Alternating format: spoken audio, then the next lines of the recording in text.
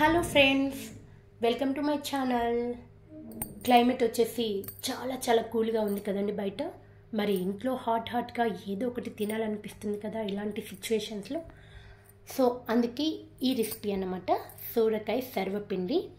So process ఏంటో చూసేద్దామా. సోరకాయని ఇలా పీల్ తీసుకొని వాష్ చేసి పక్కన పెట్టుకోవాలి.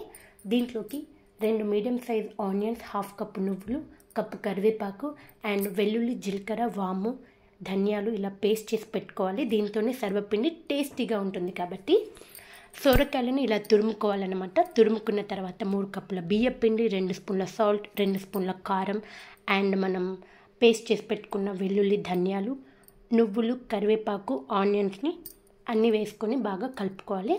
వాటర్ అస్సలు యాడ్ చేయొద్దు, సొరకాయలోనే వాటర్ ఉంటుంది కాబట్టి ఆ వాటర్ సరిపోతుందన్నమాట.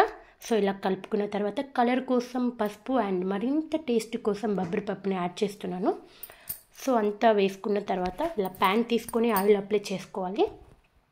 కొద్దిగా పిండి తీసుకొని ఇలా ఈవెన్గా స్ప్రెడ్ చేసుకుంటూ హోల్స్ పెట్టేసుకొని 2 స్పూన్ల ఆయిల్ని వేసుకోవాలి. ఇలా హోల్స్ పెట్టడం వల్ల మంచిగా బాయిల్ అయిపోతుంది అన్నమాట పిండి, టేస్ట్ బాగుంటుంది కూడా.